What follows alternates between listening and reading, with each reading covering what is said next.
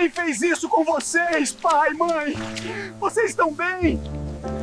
Você já imaginou voltar para casa depois de anos e encontrar seus pais abandonados na chuva? O que você faria se descobrisse que sua própria família os traiu? Essa é a história de Rodrigo, um homem que pensava ter perdido tudo, mas estava prestes a descobrir o maior segredo de sua vida. Fica comigo até o final dessa história, porque a reviravolta vai te deixar de queixo caído. E se você gosta de histórias de justiça e superação, se inscreve no canal e ativa o sininho. Agora vem comigo. Era uma noite de temporal em Petrópolis, o tipo de chuva que transforma as ruas em rios e faz até os táxis dirigirem devagar. Rodrigo Almeida, 45 anos, terno de grife molhado, mala de viagem na mão, acabava de descer em frente aos portões de ferro forjado do solar dos Almeida. 15 anos. 15 anos desde a última vez que ele pisara naquele lugar. A mansão erguia-se imponente contra o céu escuro, com suas 3 pavimentos de arquitetura neoclássica, colunas gregas na varanda, janelas de vidro bisotado que antes brilhavam com luz acolhedora. Mas naquela noite, algo estava diferente. Terrivelmente diferente. As luzes estavam acesas, sim, mas o portão, aquele portão que seu pai sempre trancava religiosamente às 7 da noite, estava escancarado, batendo ao vento. Rodrigo sentiu um aperto no peito. Ele tinha planejado essa surpresa há semanas. Depois de construir um império imobiliário em Miami, depois de multiplicar sua fortuna dezenas de vezes, ele finalmente tinha tempo. Tempo para voltar. Tempo para abraçar os pais. Tempo para dizer, eu consegui. Vocês podem se orgulhar de mim. Mas enquanto atravessava o portão, arrastando a mala pelo cascalho molhado do caminho, Rodrigo percebeu que algo estava profundamente errado. A fonte italiana do jardim estava seca. As roseiras que sua mãe tanto amava estavam selvagens, sem poda. E então ele viu, debaixo da velha jabuticabeira centenária, nos fundos da propriedade, 2 figuras, 2 silhuetas curvadas, abraçadas, tremendo. Rodrigo largou a mala e correu. Pai? Mãe? Quando chegou perto, quando a luz do poste iluminou aquelas faces, ele sentiu suas pernas bambearem. Seu Antônio Almeida, 72 anos, o homem que ele lembrava forte como um touro, estava irreconhecível. Roupas encharcadas, barba por fazer, olhos fundos, e Dona Helena, sua mãe, 70 anos, aquela mulher que sempre foi a elegância em pessoa, estava com um xale fino sobre os ombros, tremendo de frio, os cabelos brancos grudados no rosto pela chuva. Ao lado deles, 2 malas velhas, de couro gasto, do tipo que ninguém usa mais. Rodrigo! A voz de seu Antônio saiu fraca, incrédula. Meu filho, quem fez isso com vocês? Rodrigo gritou, caindo de joelhos na frente dos pais, tirando seu casaco de grife e colocando sobre os ombros da mãe. O que aconteceu? Por que vocês estão aqui fora? Cadê o Marcelo? Cadê a Júlia? Dona Helena começou a chorar. Não aquele choro delicado, um choro de quem já não tem mais forças, um choro de quem se quebrou. Eles venderam a casa, meu filho, ela sussurrou. Venderam nossa casa. Rodrigo sentiu como se tivesse levado um soco no estômago. Como assim venderam? Vocês concordaram com isso? Seu Antônio balançou a cabeça lentamente, como se até aquele movimento doesse. A gente não sabia de nada. Há 3 meses, o Marcelo apareceu aqui com uns papéis. Disse que era uma procuração para ele cuidar das nossas coisas, que a gente estava ficando velho, esquecido. Eu e sua mãe assinamos, confiamos nele. É nosso filho. A voz do velho tremeu na última palavra. 2 semanas depois, ele voltou com a Júlia. Disseram que tinham encontrado um lugar melhor para a gente. Um lugar com enfermeiras, com cuidados. Um asilo, eles falaram. A gente não queria, mas eles insistiram. Disseram que já tinha até vendido a casa, que o dinheiro ia garantir nosso conforto para o resto da vida. Rodrigo estava tremendo, não de frio, de raiva. E o dinheiro? Cadê o dinheiro da venda? Dona Helena soluçou mais alto. Sumiu, eles levaram. Disseram que ia tudo para uma conta especial para o asilo, mas a gente nunca viu nada. O asilo, meu Deus do céu, Rodrigo, aquele lugar. Ela não conseguiu continuar. Seu Antônio tomou a palavra e havia algo novo em sua voz. Não era mais fraqueza. Era ódio contido, o tipo de ódio que só uma traição profunda consegue criar. O asilo era um inferno, comida podre, remédios vencidos, 22 idosos num quarto feito para 6. Tinha gente amarrada nas camas, Rodrigo. Amarrada. No terceiro dia, sua mãe teve uma crise de pressão e ninguém ligou, ninguém se importou. Rodrigo estava prestes a explodir, mas seu pai continuou. Na segunda semana, eu e Helena decidimos. Ou a gente fugia, ou a gente ia morrer naquele lugar. Então, uma noite, quando a enfermeira, se é que aquela mulher merece esse nome, dormiu bêbada, a gente pegou nossas malas e fugiu. Viemos para cá, para nossa casa. Mas quando chegamos, Dona Helena engasgou nas lágrimas. Quando chegamos, tinha gente morando aqui, um casal jovem. Eles gritaram com a gente, chamaram a gente de invasores, disseram que compraram a casa legalmente, que tinham documentos, nos expulsaram. Rodrigo olhou para a mansão. As janelas iluminadas. Podia ver sombras se movendo lá dentro, estranhos, vivendo na casa da sua família. Quanto tempo vocês estão aqui fora? 3 dias, seu Antônio respondeu. A gente tentou ir para casa de conhecidos, mas a maioria já morreu, Rodrigo. Ou se mudou, a gente está velho, ninguém quer dar trabalho. E seus irmãos, eles sabem que vocês fugiram do asilo? Sabem, Dona Helena disse, amarga. Ligamos para o Marcelo no segundo dia. Sabe o que ele disse? Disse que a gente era mal agradecido, que ele tinha dado a melhor solução e a gente tinha estragado tudo. Disse que a casa não era mais nossa e que a gente tinha que se virar. Rodrigo ficou em silêncio por um longo momento. A chuva continuava caindo. Molhava seus cabelos, escorria pelo seu rosto, misturava-se com algo quente que ele percebeu serem suas próprias lágrimas. Ele tinha passado 15 anos longe, 15 anos construindo seu império, fechando negócios milionários, jantando com magnatas. 15 anos ligando quando dava, sempre ouvindo Marcelo e Júlia dizerem: "Tá tudo bem aqui, os pais estão ótimos, você não precisa se preocupar." E durante esses 15 anos, seus irmãos tinham arquitetado isso. "Levanta, pai," Rodrigo disse, sua voz agora firme como aço. "Levanta, mãe, vocês não vão passar mais um segundo nessa chuva." Ele ajudou os dois a ficarem de pé, pegou as malas velhas. "Cadê o celular de vocês?" "O Marcelo levou." Seu Antônio respondeu. "Diz que idoso não precisa de celular, só arruma confusão." Claro que tinha levado. Assim eles ficavam isolados, sem poder pedir ajuda. Rodrigo puxou seu iPhone do bolso e pediu um Uber. 3 minutos. O carro estava a 3 minutos. "Para onde a gente vai?" Dona Helena perguntou confusa. "Para o melhor hotel de Petrópolis," Rodrigo respondeu. "Vocês vão tomar um banho quente, comer comida de verdade, dormir em camas limpas, e amanhã..." Ele olhou para a mansão, para aquelas janelas iluminadas, para a casa que tinha sido construída pelo seu bisavô em 1889. A casa onde 4 gerações de Almeidas tinham nascido, vivido, amado. "Amanhã eu vou descobrir exatamente o que aconteceu aqui. Eu juro por tudo que é sagrado, quem fez isso com vocês vai pagar." O Hotel Quitandinha era o mais luxuoso de Petrópolis. Antigo cassino transformado em resort 5 estrelas, o tipo de lugar onde presidentes e artistas se hospedavam. Rodrigo pediu a melhor suíte disponível. Enquanto seus pais tomavam banho, ele ouviu sua mãe chorando no chuveiro, um choro de alívio. Rodrigo ficou na varanda da suíte, olhando para as montanhas cobertas pela neblina noturna.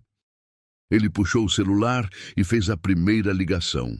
Doutor Tavares, sou Rodrigo Almeida. Sim, aquele mesmo. Preciso dos seus serviços. Urgente.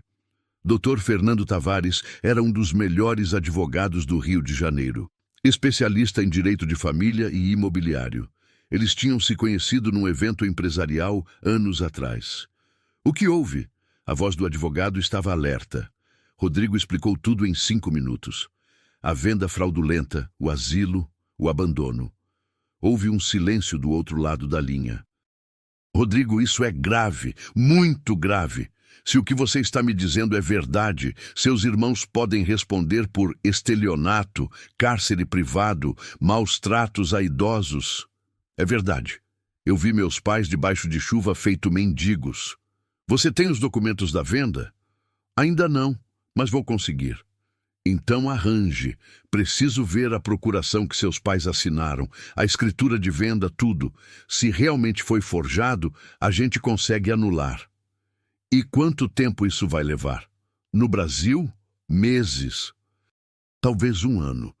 Não tenho 1 ano, Rodrigo disse gelado. Meus pais não têm 1 ano para esperar justiça. Eu quero isso resolvido em semanas. Rodrigo, eu entendo sua raiva, mas o sistema... Quanto eu preciso pagar para acelerar o sistema? Outro silêncio. Vou ser honesto contigo. Não é questão de dinheiro. É questão de provas. Se você conseguir provar fraude documental, coação, falsificação de assinatura, eu consigo uma liminar, mas preciso de provas irrefutáveis. Você vai ter, Rodrigo prometeu. Amanhã de manhã eu vou atrás de cada papel, cada documento, cada rastro que esses 2 deixaram. Quando desligou, seus pais já tinham saído do banho. Dona Helena estava usando um roupão felpudo do hotel, os cabelos brancos secos e penteados. Seu Antônio tinha feito a barba. Eles pareciam humanos novamente. O serviço de quarto chegou. Sopa de legumes, frango grelhado, arroz, salada, suco natural. Comida simples, mas de qualidade. Rodrigo observou seus pais comerem. Devagar, com dignidade, mas ele via a fome verdadeira por trás de cada garfada. Quanto tempo faz que vocês não comem direito? Semanas, seu Antônio admitiu. No asilo, a comida era... nem quero lembrar. Depois da janta, quando já era quase meia-noite, os 3 ficaram sentados na sala da suíte. E foi então que Dona Helena disse algo que mudou tudo. Rodrigo... Tem uma coisa que a gente nunca te contou. Nunca contou para o Marcelo nem para a Júlia. Ela olhou para o marido. Seu Antônio assentiu, como se tivessem conversado sobre isso antes. O que é, mãe? Dona Helena se levantou, foi até uma das malas velhas que tinham trazido e de dentro dela tirou um objeto embrulhado em plástico. Com cuidado, ela desembrulhou. Era um livro, não... um diário, de couro marrom escuro, gasto pelo tempo, com uma fechadura de bronze. Isso pertenceu ao seu bisavô, Comendador Augusto Almeida. Rodrigo conhecia o nome, claro, o fundador da fortuna familiar. O homem que tinha construído o solar dos Almeida em 1889, que tinha sido um dos barões do café mais ricos do império. Seu avô, o João Pedro, me deu isso no leito de morte. Dona Helena continuou, a voz baixa, reverente. Ele fez eu prometer que só entregaria isso para alguém da família que fosse digno, que tivesse honra. Ela estendeu o diário para Rodrigo. Eu nunca dei para o Marcelo ou para a Júlia porque... Bem, eu sempre soube. Sempre soube que eles eram gananciosos. Que só se importavam com dinheiro. Mas você, Rodrigo... Você foi embora, construiu sua vida sozinho, nunca pediu nada. Rodrigo pegou o diário. Era pesado. As páginas estavam amareladas, mas preservadas. O que tem aqui dentro? Seu Antônio se inclinou para frente. A verdade sobre a fortuna dos Almeida. A verdade que o comendador Augusto escondeu quando o império caiu. Rodrigo abriu o diário na primeira página. A caligrafia era antiga, floreada, difícil de ler. Mas a primeira frase estava clara. Se você está lendo isto, é porque chegou o tempo. O tempo de recuperar o que protegi da ganância dos republicanos. O tempo de revelar onde escondia a verdadeira herança dos Almeida. O coração de Rodrigo acelerou. Mãe, do que vocês estão falando? Dona Helena tinha lágrimas nos olhos. Seu bisavô não perdeu a fortuna quando a República foi proclamada, meu filho. Ele escondeu tudo. O ouro, as joias da corte, as escrituras das fazendas, tudo. Ele construiu esconderijos secretos pela mansão inteira. E o Marcelo e a Júlia, eles sabem disso? Eles sabem que existe um tesouro familiar. Seu Antônio disse amargo. Acharam referências em cartas antigas que eu guardava. Por isso venderam a casa tão rápido, tão barato. Acharam que era lenda. Acharam que não existia. Mas agora eles se arrependeram. Dona Helena completou. Há 2 semanas, a Júlia me ligou. Perguntou se eu lembrava onde o vovô guardava as coisas antigas. Eu disse que não. Ela ficou furiosa. Rodrigo olhou para o diário em suas mãos.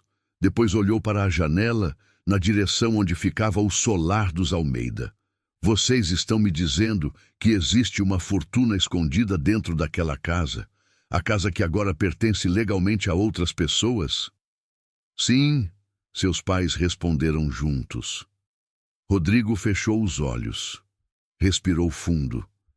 Quando os abriu, havia algo novo neles. Determinação.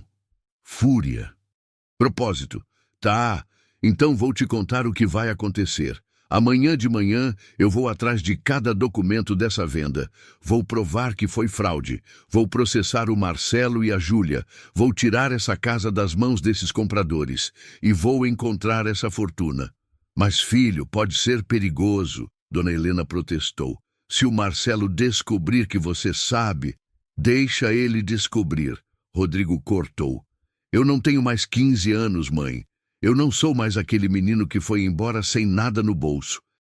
Eu construí um império. Eu sei brigar. E eu vou brigar por vocês. Ele abriu o diário novamente. Começou a folhear as páginas. Havia desenhos, plantas da mansão, símbolos estranhos e muitas anotações em latim. Quanto vocês acham que vale essa fortuna escondida? Seu Antônio e Dona Helena se entreolharam. Seu avô disse... O velho começou hesitante. Disse que era ouro suficiente para construir 10 mansões iguais. Rodrigo fez as contas mentalmente. O solar dos Almeida valia pelo menos 5 milhões no mercado atual. Vezes 10, 50 milhões de reais? Ou mais, Dona Helena sussurrou. Tem as joias que a princesa Isabel deu para o comendador. Tem as escrituras de 3 fazendas imensas no interior. Tem moedas de ouro imperiais. Tudo escondido, tudo esperando. Rodrigo deixou essa informação afundar. Enquanto ele estava nos Estados Unidos construindo seu patrimônio de 20 milhões de dólares, a maior fortuna da família estava escondida debaixo do seu nariz esse tempo todo. E seus irmãos tinham vendido a casa por 800 mil reais. Migalhas. Ele começou a rir.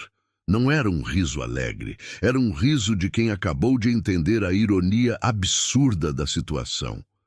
Eles venderam o tesouro achando que estavam comprando o tesouro, ele disse. Venderam a casa achando que iam ficar com o segredo. E agora não tem nem a casa, nem o segredo. E você acha que eles vão deixar quieto? Seu Antônio perguntou. Não, Rodrigo respondeu fechando o diário. Eles não vão. Vão tentar de tudo para anular essa venda, para voltar atrás. E quando descobrirem que eu estou envolvido... Ele não precisou terminar a frase. Por isso, ele continuou, eu preciso ser mais rápido, mais esperto. Preciso recuperar essa casa antes que eles façam qualquer coisa. e preciso encontrar esse tesouro antes que qualquer um perceba que ele existe. Dona Helena tocou a mão do filho. Você não está fazendo isso só pelo ouro, né, meu filho? Você está fazendo pelos seus pais. Rodrigo apertou a mão dela. Estava gelada, apesar do quarto aquecido. Mão de quem passou frio demais nos últimos dias. Eu estou fazendo pelos meus pais, pela nossa família, pela honra do nome Almeida e porque eu passei 15 anos longe enquanto vocês precisavam de mim. Eu não vou desperdiçar nem mais um segundo. Ele se levantou, guardou o diário na sua própria mala, trancou com cadeado. Agora vocês dois vão dormir. Amanhã vai ser um dia longo. Mas antes de ir para o quarto, seu Antônio segurou o braço do filho. Rodrigo, tem mais uma coisa. O quê? O velho engoliu em seco. Quando o Marcelo veio aqui com aqueles papéis, quando forçou a gente a assinar, ele trouxe duas pessoas, uns homens grandes, capangas. Eles não fizeram nada na hora, mas a gente sentiu a ameaça. Ameaça? O Marcelo disse bem baixinho para não deixar rastro. Vocês podem assinar por bem ou por mal. Escolham. A gente assinou por medo, filho. Rodrigo sentiu a raiva subir pela coluna como fogo. Ele ameaçou vocês com violência? Sim, isso muda tudo, Rodrigo disse. Isso não é só fraude, é coação com ameaça. Dr. Tavares vai adorar saber disso. Ele esperou os pais dormirem. Depois ficou na varanda da suíte até de madrugada, lendo o diário de ponta a ponta. As anotações do comendador Augusto eram detalhadas, paranoicas, mas geniais. Ele tinha criado 4 esconderijos principais. O porão da adega, atrás das prateleiras de vinho, uma porta falsa. Mecanismo de abertura. 3 garrafas específicas tinham que ser rodadas numa sequência. As colunas da varanda, 4 colunas gregas, eram ocas. As tampas superiores, disfarçadas de capitéis, podiam ser removidas. A capela privativa. O altar tinha base móvel. Embaixo, um cofre de ferro fundido, embutido na fundação. O jardim, onde a mais antiga das árvores marca o sul, a 2 passos do coração da terra, jaz o baú dos viajantes. Rodrigo sabia qual era a árvore mais antiga, a jabuticabeira, a mesma onde tinha encontrado seus pais. Ele fez anotações no celular, desenhou mapas, planejou cada passo. Às 5 da manhã, quando o sol ainda nem tinha nascido, ele já sabia exatamente o que fazer.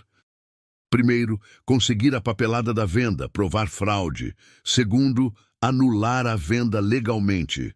Terceiro, retomar a posse da mansão. Quarto, encontrar a fortuna antes que qualquer um suspeitasse. Parecia simples, mas Rodrigo sabia que seus irmãos não iam ficar parados. E quando descobrissem que ele estava no Brasil, que estava ajudando os pais, a guerra ia começar. E Rodrigo Almeida estava pronto para ela. O amanhecer em Petrópolis era diferente de Miami. Não tinha aquele calor úmido do litoral. Era fresco, com neblina descendo das montanhas, o cheiro de eucalipto no ar. Rodrigo estava acordado desde as 5, tomando café forte na varanda da suíte, quando seu celular tocou. Dr. Fernando Tavares, 7 da manhã em ponto. Já tenho novidades. A voz do advogado soava energizada. Fiz algumas ligações ontem à noite. A venda do solar dos Almeida foi registrada há exatos 3 meses. Compradores: Fábio Mendonça e Andréia Costa. Valor: R$800 mil. 800 mil por uma mansão histórica de 3 pavimentos em área nobre? Rodrigo perguntou incrédulo. Exatamente. Isso já é suspeito por si só. Uma mansão daquele porte, naquela localização, vale no mínimo 5 milhões. Mas tem mais. A procuração que seus pais supostamente assinaram foi lavrada num cartório em Duque de Caxias. Duque de Caxias? Meus pais nunca saíram de Petrópolis nos últimos 5 anos? Pois é. E o tabelião daquele cartório está sendo investigado por fraude documental em outros casos. Rodrigo, isso aqui tem dedos podres por todo lado. Rodrigo sorriu. Não era um sorriso feliz. Era um sorriso de predador que acabou de localizar a presa. Quanto tempo para conseguir uma liminar suspendendo os efeitos da venda? Se eu entrar com a ação hoje, apresentando suspeita de fraude, coação de idosos, incapacidade do tabelião, 1 semana, talvez 10 dias. Faça isso. Entre com tudo. Quero essa venda anulada antes do fim do mês. Vai custar caro, Rodrigo. Eu não liguei para você porque não tenho dinheiro, doutor. Eu liguei porque preciso dos melhores. Quanto você quer de honorários? 200 mil. Você vai receber 300, mas eu quero o resultado em tempo recorde. Houve uma pausa admirada do outro lado. Você tem minha palavra. Ah, e Rodrigo, seus irmãos vão saber que você está no Brasil assim que eu protocolar essa ação. Eles vão ser notificados. Ótimo, Rodrigo respondeu glacial. Deixa eles saberem, deixa eles virem. Quando desligou, Dona Helena estava acordada, usando um roupão do hotel, observando o filho da porta do quarto. Você não dormiu nada, né? Dormi 3 horas, é suficiente. Ela se aproximou, serviu café para ela mesma. Seu pai ainda está dormindo. Faz anos que ele não dorme tão bem. Ele merece. Vocês dois merecem. Dona Helena ficou em silêncio por um momento, mexendo o café distraidamente. Rodrigo, eu preciso te contar uma coisa. Sobre o diário. Pode falar. Tem partes que o comendador Augusto escreveu em latim, coisas que eu nunca consegui traduzir direito. Mas tem uma frase que seu avô me fez decorar. Ele disse que era a mais importante. Ela fechou os olhos, lembrando: Stellae imperii custodiunt futurum nostrum. As estrelas do império guardam nosso futuro. Rodrigo anotou no celular. E o que isso significa? Não sei ao certo. Mas a mansão tem estrelas de 5 pontas em vários lugares. Nas janelas, nas portas, nos azulejos, são símbolos imperiais. Seu avô sempre dizia que elas apontavam o caminho. Rodrigo se lembrou da arquitetura da casa. Realmente tinha estrelas decorativas por toda parte. Ele sempre achou que era apenas estilo, estética da época. Mas e se fosse mais que isso? E se fossem indicações? Mãe, eu vou precisar entrar naquela casa, legalmente ou não. Dona Helena mordeu o lábio. Os compradores, eles parecem gente simples, trabalhadora. Não acho que eles tenham culpa de nada. Provavelmente não. Mas eles compraram uma propriedade roubada. Então, vão ter que devolver. Às 9 da manhã, Rodrigo estava em frente ao solar dos Almeida novamente. Dessa vez de dia, sem chuva. A mansão era ainda mais impressionante sob a luz do sol. 3 pavimentos. Fachada neoclássica impecável, embora precisando de pintura. Jardins que já foram magníficos, mas agora estavam descuidados. Ele tocou a campainha. Uma mulher de uns 35 anos atendeu. Cabelos castanhos, presos em rabo de cavalo, avental de cozinha, expressão cansada. Sim? Bom dia. Meu nome é Rodrigo Almeida. Eu sou... Você é filho dos velhinhos. Ela o cortou, e havia algo parecido com culpa em sua voz. Os que estavam aqui outro dia. Exatamente. Posso entrar? Gostaria de conversar. Ela hesitou, mas abriu o portão. A sala principal estava diferente. Os móveis antigos da família tinham sido removidos. No lugar, havia um sofá simples, uma TV moderna, caixas ainda por desembalar nos cantos. Mas a essência da casa permanecia. O pé direito alto, os lustres de cristal, empoeirados, o piso de tábua corrida que rangia nos mesmos lugares de sempre. Meu marido não está, Andréia disse nervosa. Ele foi trabalhar. Tudo bem, é com você que quero falar mesmo. Ela o levou até a cozinha. Ofereceu café. Rodrigo aceitou, mesmo não precisando de mais cafeína. Olha, Andréia começou, as palavras saindo atropeladas. Eu sei que parece ruim, seus pais aparecendo aqui, dizendo que essa é a casa deles, mas a gente comprou tudo certinho. Tem escritura, tem tudo. A gente não sabia que meus irmãos roubaram a casa dos meus pais. Rodrigo completou, sem raiva na voz. Apenas constatação. Ela abaixou a cabeça. A gente é zelador, eu e o Fábio.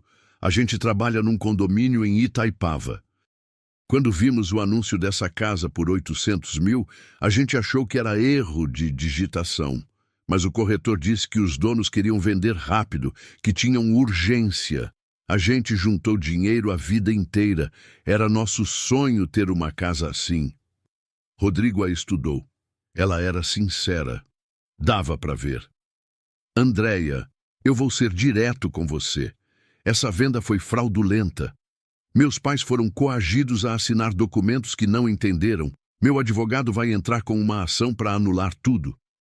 Vocês vão ter que devolver a casa. O rosto dela empalideceu. Mas a gente pagou, a gente vendeu nosso apartamento antigo para comprar essa casa. A gente não tem para onde ir. Vocês vão receber o dinheiro de volta, com correção, com tudo. Eu mesmo vou garantir isso. Mas a casa volta para os meus pais. Lágrimas começaram a escorrer pelo rosto dela. Quanto tempo a gente tem? Algumas semanas. Talvez um mês. Ela limpou as lágrimas com as costas da mão. Esse país é uma piada. A gente trabalha honesto a vida inteira e sempre se dá mal. Rodrigo sentiu pena dela, de verdade, mas não podia deixar que isso mudasse seus planos. Eu sinto muito, de verdade. Mas entenda, meus pais têm 70 e poucos anos e foram colocados na rua. Eles são as vítimas principais aqui. Andréia assentiu, resignada. Eu sei. Quando eles apareceram aqui, molhados, implorando, eu me senti horrível mandando eles embora. Mas o Fábio disse que se a gente deixasse entrar, ia criar precedente legal, que a gente podia perder a casa. E vão perder mesmo, Rodrigo disse sem crueldade. Apenas fato. Ele terminou o café. Posso dar uma olhada na casa? Ver o que mudou? Ela enxugou o rosto. Pode, mas a gente não mudou quase nada. Até tentou, mas é muita coisa. A casa é enorme. Rodrigo subiu para o segundo andar. Seu antigo quarto ainda tinha a mesma janela que dava para o jardim dos fundos. O quarto dos pais, no entanto, estava com as paredes descascadas. Alguém tinha começado uma reforma e parado no meio. No terceiro andar ficavam os quartos de hóspedes e o sótão. Rodrigo testou a porta do sótão. Trancada. Vocês usam o sótão? Não. Andréia respondeu, subindo atrás dele. Tá cheio de coisa velha. Móveis, quadros, caixas. A gente não mexeu porque não sabe o que fazer com tudo aquilo. Tem a chave? Ela procurou num molho enorme de chaves antigas e entregou uma para ele. O sótão cheirava a mofo e naftalina, mas estava intacto. Móveis cobertos com lençóis brancos, retratos de família nas paredes, baús antigos. Rodrigo puxou um lençol e revelou um retrato a óleo de um homem imponente, barba grisalha, olhar severo, usando terno de veludo e uma medalha imperial no peito. Comendador Augusto Almeida. Rodrigo nunca tinha visto esse retrato, mas sabia quem era. Os olhos eram iguais aos do seu pai, aos dele mesmo. Embaixo do retrato, uma plaquinha de bronze com uma frase em latim. Stellae ducunt, sapientes secuntur. As estrelas guiam, os sábios seguem. Rodrigo tirou uma foto com o celular. Estava começando a entender. A obsessão do comendador com estrelas não era decorativa. Era um sistema, um código. Ele voltou ao térreo e pediu para ver o porão. Porão? Andréia franziu a testa. Não tem porão. Pelo menos não achamos nenhuma entrada. Tem sim, pela cozinha. Minha mãe guardava conservas lá. Mas quando chegaram na cozinha, onde Rodrigo se lembrava da portinha de madeira que levava ao porão, havia apenas parede. Alguém tinha tapado com alvenaria e azulejo novo. Quem fez isso? Tava assim quando compramos. Achamos que era parede normal. Rodrigo bateu na parede com os nós dos dedos. Oco. Definitivamente oco. Andréia, alguém veio aqui recentemente, perguntando sobre a casa, sobre os antigos donos? Ela pensou um momento. Sim, uns 3 dias atrás. Um homem. Disse que era irmão dos velhinhos. Ofereceu comprar a casa de volta por 1 milhão. O Fábio quase aceitou, mas eu disse que não. Se pagamos 800, por que vender por 1 milhão? Não fazia sentido. A casa vale muito mais. Marcelo. O filho da mãe tinha tentado recomprar. E o que ele fez quando vocês recusaram? Ficou muito nervoso. Disse que a gente ia se arrepender, que tinha coisas nessa casa que a gente não entendia. Rodrigo sorriu friamente. Seu irmão estava desesperado. Ele voltou? Não, mas ontem à noite a gente ouviu barulhos estranhos, como se tivesse alguém rondando o jardim. O Fábio saiu para ver, mas não achou ninguém. Isso não era bom. Significava que Marcelo estava ficando impaciente. Talvez até desesperado o suficiente para tentar algo idiota. Andréia, vocês têm sistema de segurança? Alarme só, mas não ativamos ainda, é muito complexo. Ativem, hoje. E se alguém tentar entrar aqui sem autorização, chamem a polícia imediatamente. Ela pareceu assustada. Você acha que vai acontecer algo? Acho que é melhor prevenir.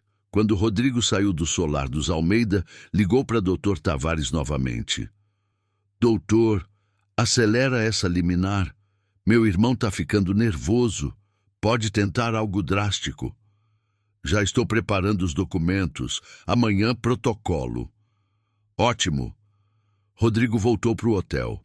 Encontrou seu pai acordado, fazendo palavras cruzadas no Jornal da Manhã. Atividade que ele sempre amou. Conseguiu entrar na casa? Seu Antônio perguntou sem tirar os olhos do jornal. Consegui. A entrada do porão foi tapada. Alguém não quer que achem o que tem lá embaixo. O velho finalmente levantou os olhos. O Marcelo sabe que o porão é importante. Eu cometi o erro de comentar uma vez, anos atrás, que seu bisavô guardava os melhores vinhos num lugar especial embaixo da adega. Achei que era conversa inocente. Nada é inocente quando se trata de dinheiro, pai. Dona Helena saiu do quarto, já vestida com roupas novas, que Rodrigo tinha mandado comprar para ela durante a manhã. E agora? Agora a gente espera a liminar. Enquanto isso, eu vou traduzir tudo que está em latim nesse diário e vou mapear cada estrela imperial que tem naquela casa.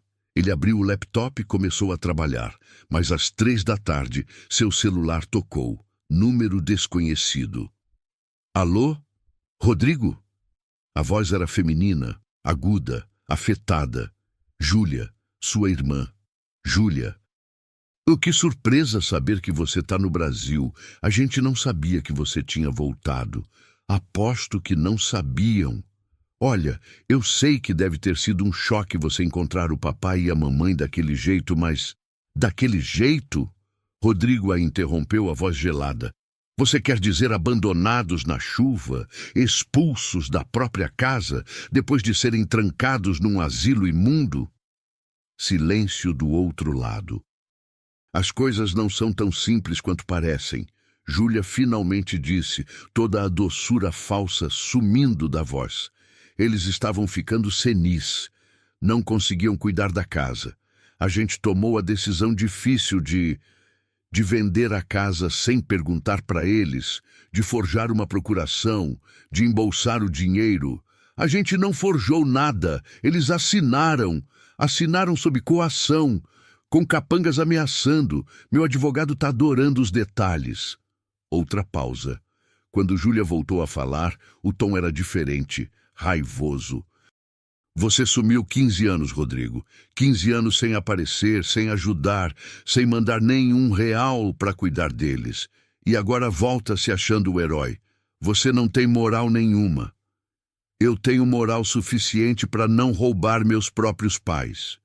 A gente não roubou, a gente... Cadê o dinheiro da venda, Júlia? Os 800 mil? Silêncio. Foi usado para pagar o asilo, as dívidas deles, as... Mentira. Eu já verifiquei. O asilo que vocês escolheram cobra 3 mil por mês. Mesmo com 3 meses adiantados, dá 9 mil. Sobram 791 mil. Cadê? Isso não é da sua conta. É da conta da justiça. E vai virar da conta da polícia também quando eu apresentar queixa por estelionato. Júlia respirou fundo.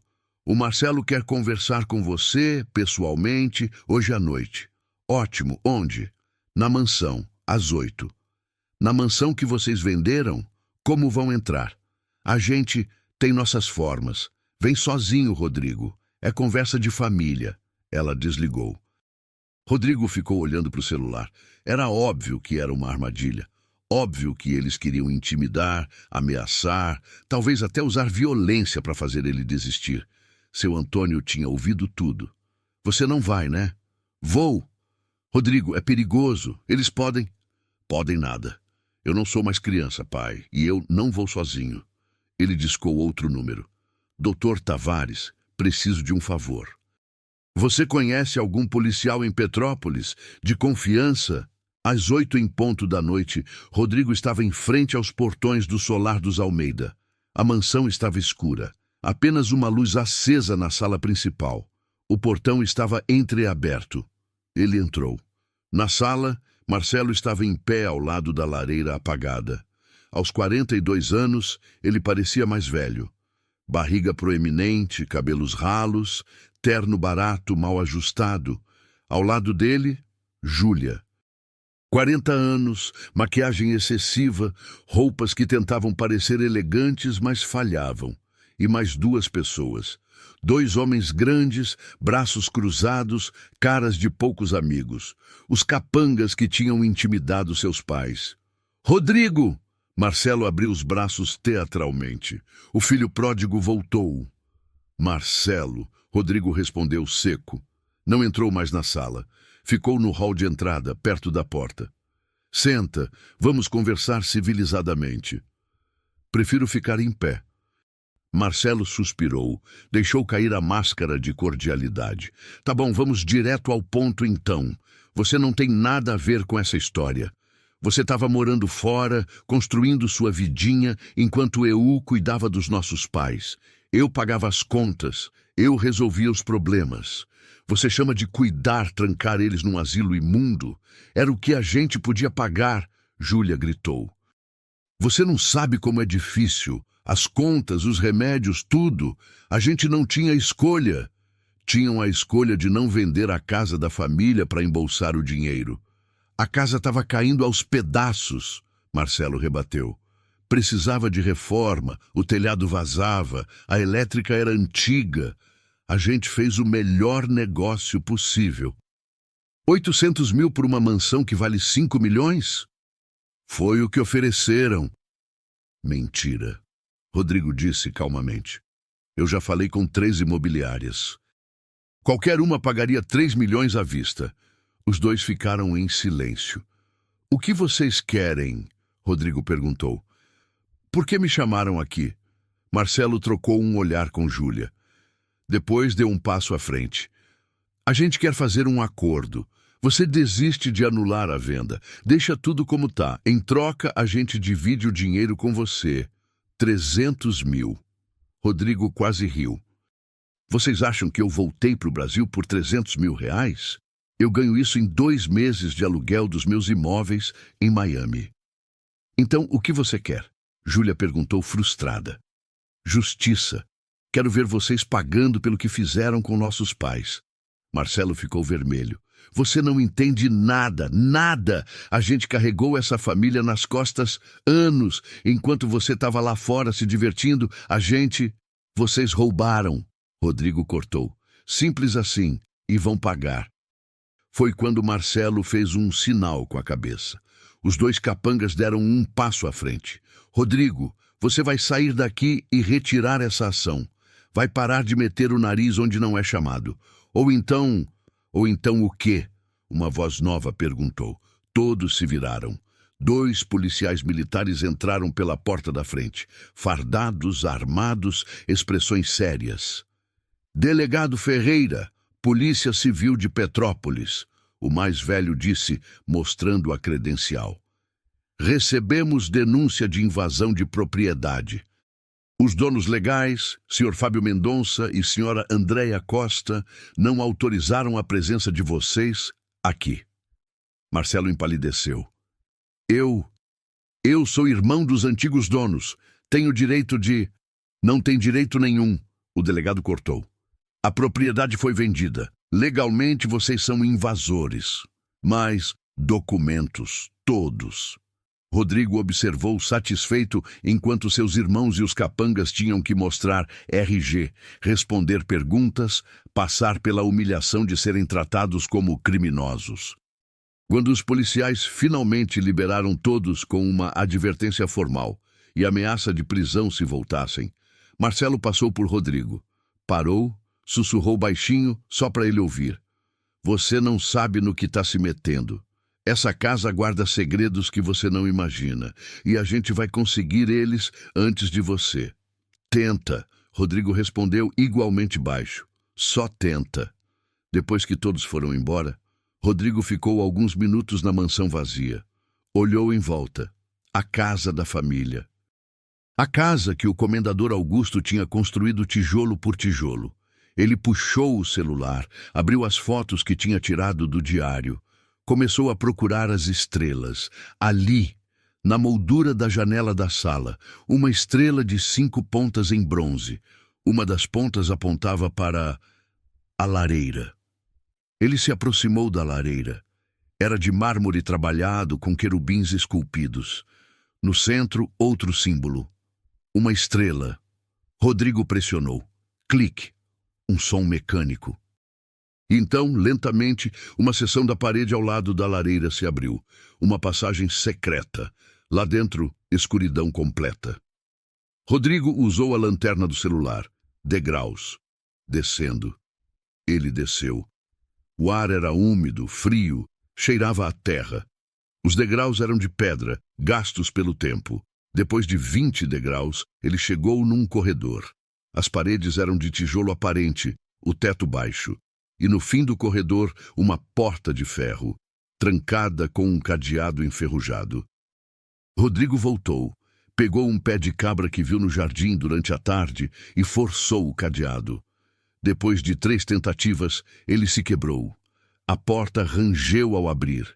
E lá dentro, Rodrigo Almeida, homem que tinha construído um império de 20 milhões de dólares, que tinha fechado negócios com magnatas, que achava que nada mais podia surpreendê-lo, ficou completamente sem palavras. O cômodo era pequeno, talvez 3 por 3 metros, mas as paredes eram cobertas com prateleiras de madeira. E nas prateleiras, barras de ouro. Não uma ou duas, dezenas, cada uma com o brasão imperial estampado, cada uma com aproximadamente 1 quilo. Rodrigo contou rapidamente. 12 barras visíveis. Mas o que o fez tremer não foram as barras. Foi o bilhete, preso com um alfinete numa das barras, escrito na mesma caligrafia florida do diário. Se você encontrou isto, parabéns. Mas este é apenas o começo. O verdadeiro tesouro dos Almeida não está num só lugar. Está dividido, protegido.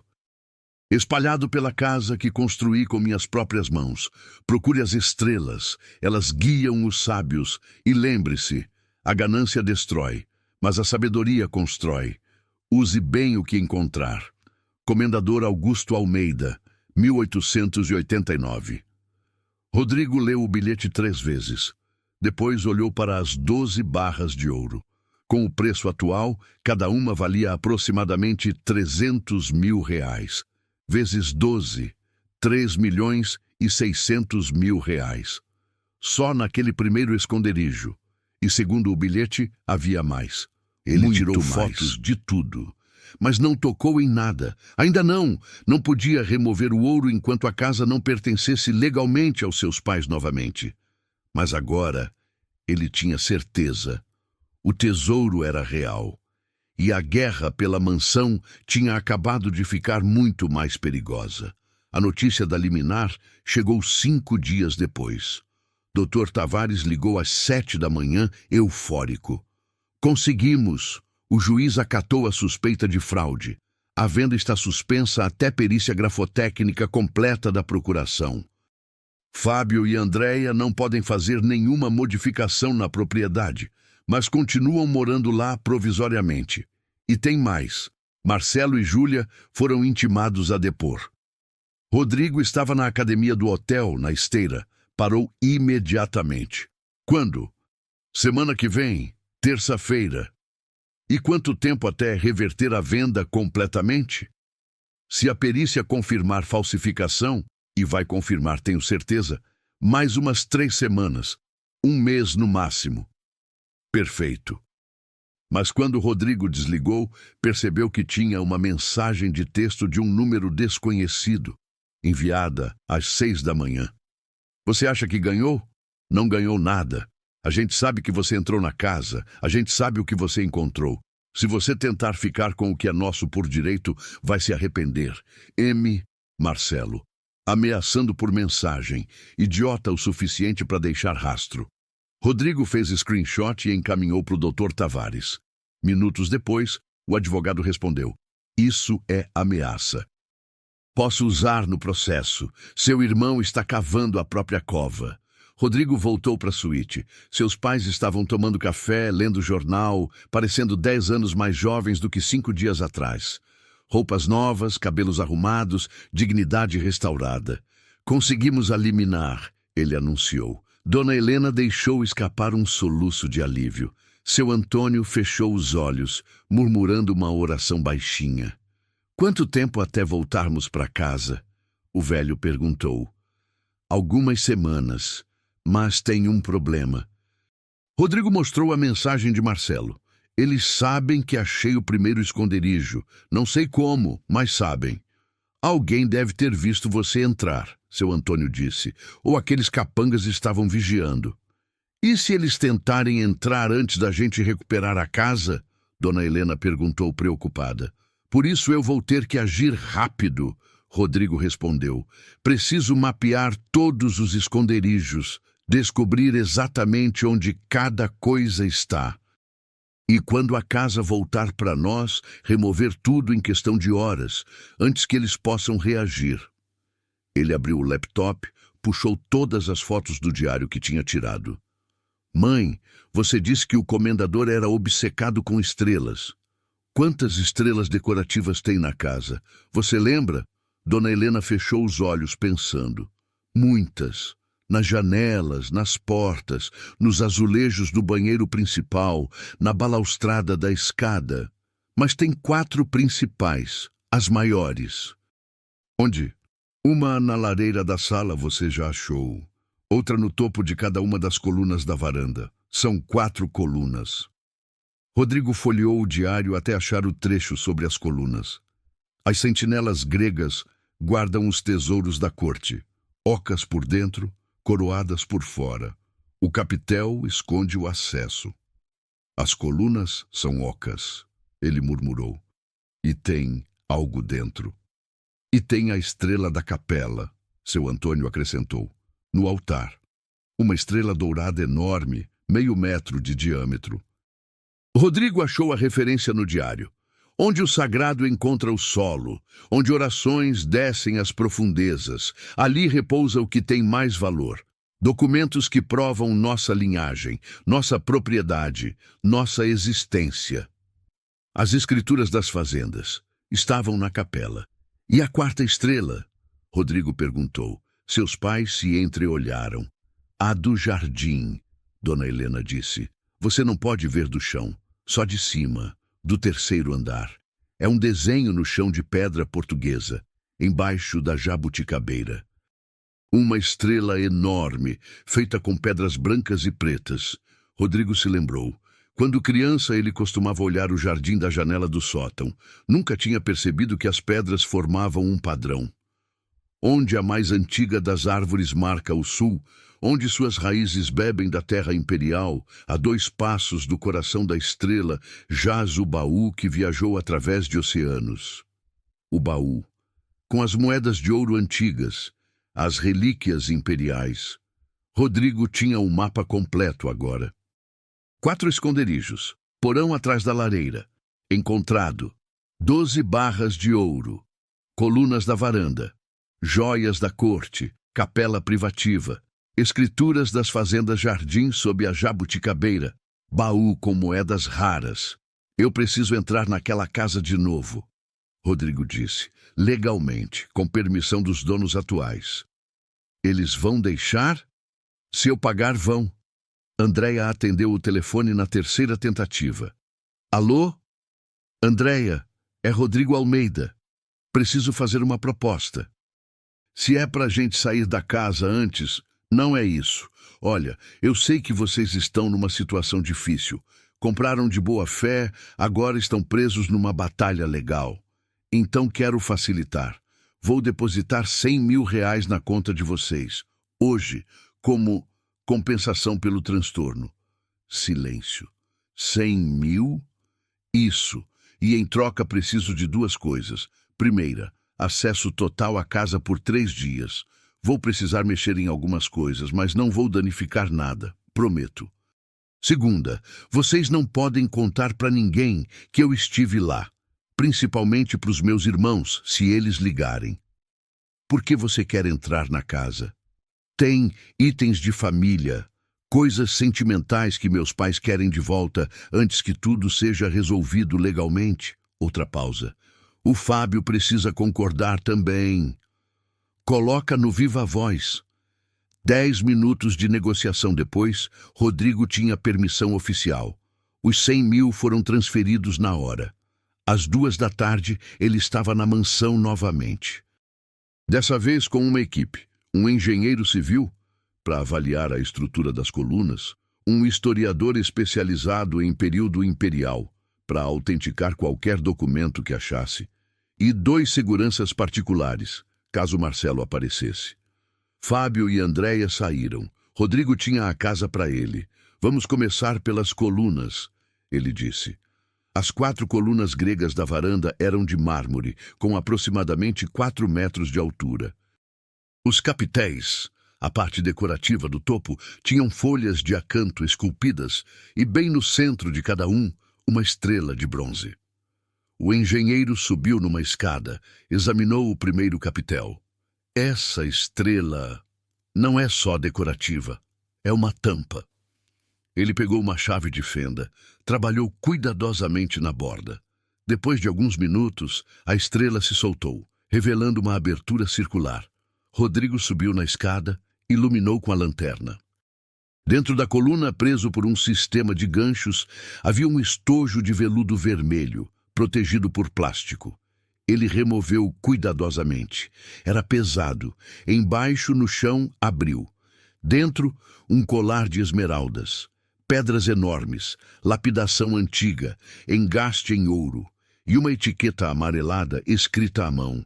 Presente de Sua Alteza Imperial, a Princesa Isabel, ao Comendador Augusto Almeida, por serviços prestados à coroa. 1887. O historiador se aproximou, ofegante.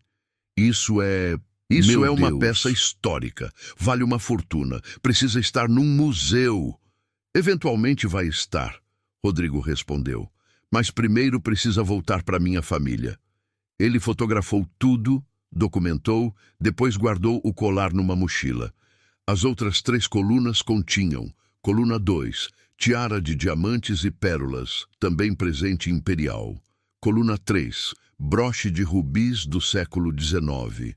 Coluna 4, par de brincos de safira e um anel de esmeralda. O historiador estava tendo um ataque de êxtase acadêmico. Cada peça dessas vale entre 500.000 e R$1 milhão. Juntas, estamos falando de 3 a 4 milhões. Rodrigo fez a conta mentalmente. Com as 12 barras de ouro do porão, já tinha 7.600.000. Faltavam as escrituras e o baú. A capela privativa ficava num anexo da mansão, conectada por um corredor coberto. Era pequena, comportava talvez 20 pessoas, mas era linda. Vitrais coloridos, bancos de madeira entalhada, altar de mármore com uma cruz dourada. E ali, bem no centro do altar, incrustada no mármore, a estrela dourada que sua mãe tinha mencionado. 0,5 metro de diâmetro, relevo alto. O engenheiro estudou a estrutura. O altar é móvel, tem dobradiças escondidas na base. Juntos, eles empurraram. O altar era pesado, mas se moveu, revelando um espaço embaixo da base. E ali, embutido no piso de pedra, um cofre de ferro fundido. Antigo, enferrujado, mas ainda sólido. Tinha uma fechadura, mas não uma chave comum. Era um mecanismo de combinação, números de 1 a 50. Rodrigo voltou ao diário. Tinha que ter uma pista. E tinha. O código que abre o cofre sagrado é o dia em que o Império nasceu. 7 de setembro, Rodrigo disse. Independência, 7/9/1822. Ele girou os discos. 7, 9, 18, 22. Clique. O cofre abriu.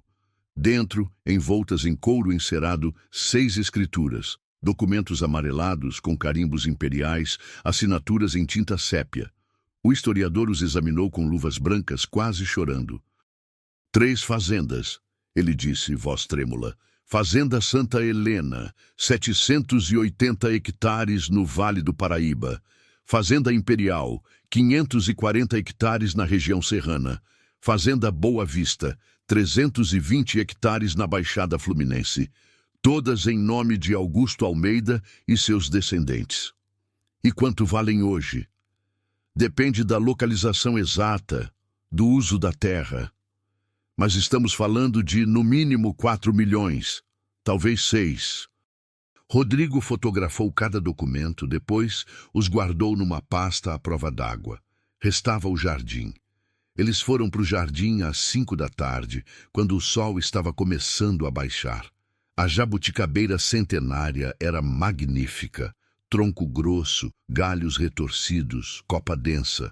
E no chão, quando Rodrigo olhou com atenção, conseguia ver o padrão em pedra portuguesa. Uma estrela de 5 pontas, com aproximadamente 3 metros de diâmetro. O diário dizia, 2 passos do coração da estrela. O coração da estrela era o centro. Rodrigo se posicionou ali, deu 2 passos em direção ao sul, usando a bússola do celular. Cavem aqui. Os seguranças, que também serviam como mão de obra, começaram a cavar. Não precisaram ir fundo. A 1,5 metros de profundidade, a pá bateu em algo metálico. Mais 15 minutos de escavação cuidadosa, e eles revelaram um baú de bronze, antigo, coberto de pátina verde, mas ainda intacto. Tinha aproximadamente 80 centímetros de comprimento por 50 de largura. 3 homens foram necessários para erguer. Era pesadíssimo. Quando abriram, Rodrigo entendeu por quê. Moedas, milhares de moedas de ouro, empilhadas com cuidado, separadas por tipo em saquinhos de veludo. O historiador estava prestes a desmaiar. Moedas imperiais, réis de ouro.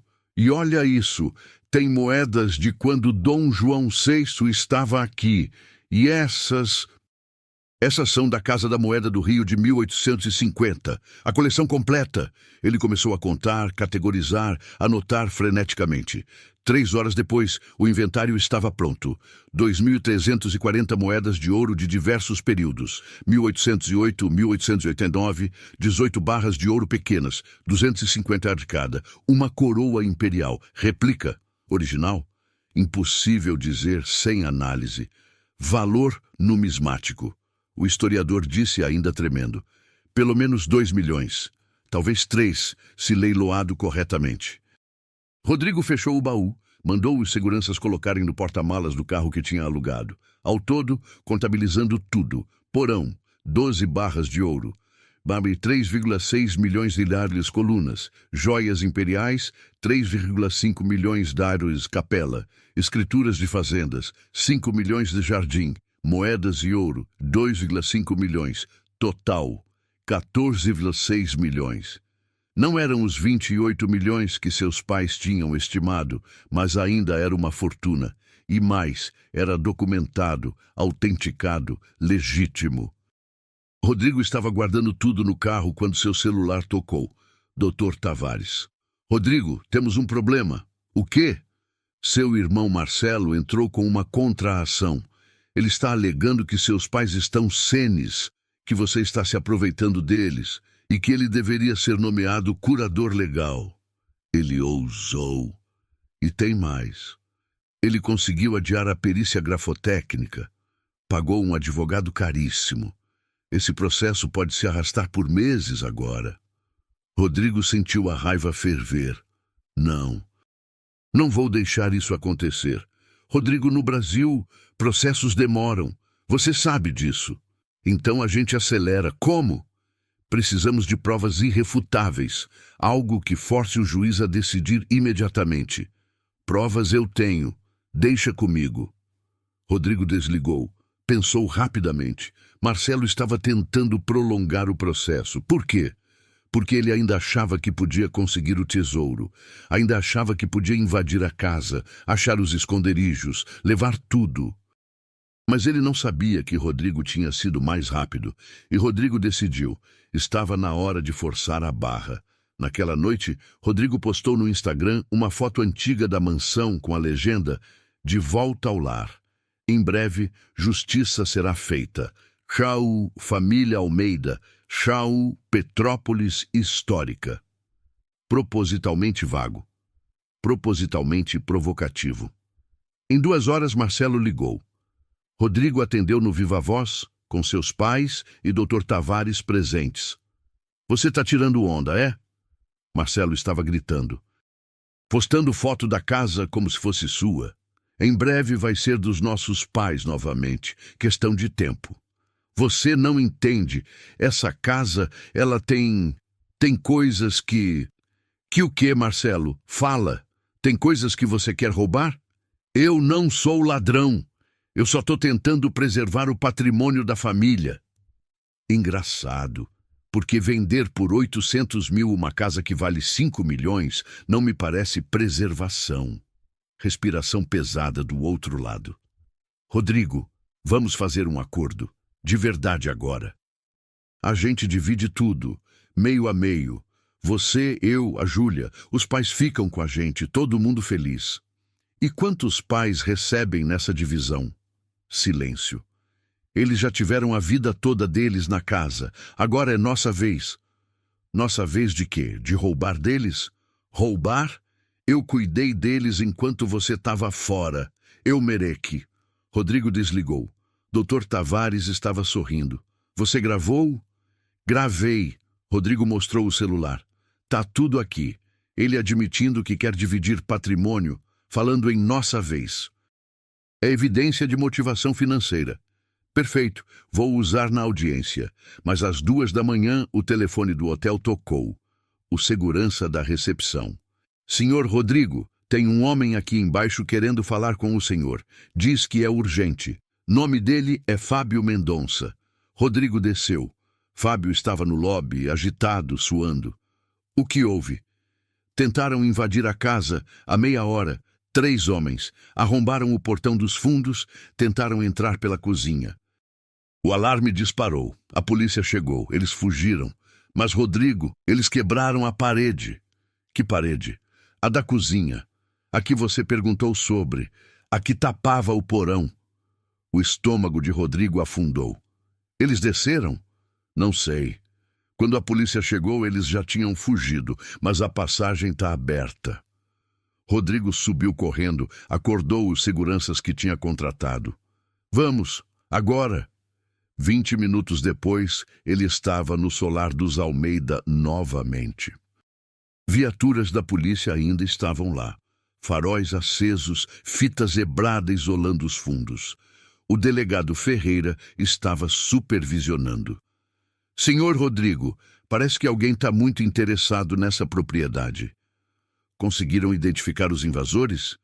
Não, usavam máscaras, mas a gente achou isso. Ele mostrou um celular. Tela quebrada, mas ligado. Caiu no jardim quando eles fugiram. Tá protegido por senha, mas o perito vai conseguir entrar. Rodrigo olhou para a parede destruída da cozinha. Eles tinham usado uma marreta. A passagem que levava ao porão estava exposta, os degraus visíveis. Eles desceram? Pelo que os donos disseram, o alarme tocou menos de 1 minuto depois da invasão. Não deve ter dado tempo. Mas Rodrigo precisava ter certeza. Desceu os degraus com uma lanterna, o coração martelando. A porta de ferro ainda estava aberta, do jeito que ele tinha deixado na primeira vez. E as prateleiras vazias. Seu sangue congelou. Ele tinha removido as 12 barras de ouro durante a tarde. Elas estavam seguras num cofre de banco agora. Mas será que os invasores sabiam disso? Será que acharam que tinham chegado tarde? Ou será que sabiam de outros esconderijos? Rodrigo correu de volta para a varanda. As colunas, os capitéis com as estrelas. Intactos. Ninguém tinha mexido. Capela. Ele correu até lá. O altar estava no lugar. O cofre embaixo, fechado. Jardim. A jabuticabeira. O buraco que eles tinham cavado estava coberto de novo, disfarçado. Tudo intacto. Eles não tinham conseguido. Rodrigo respirou fundo, aliviado. Mas quando voltou para dentro da casa, o delegado o chamou.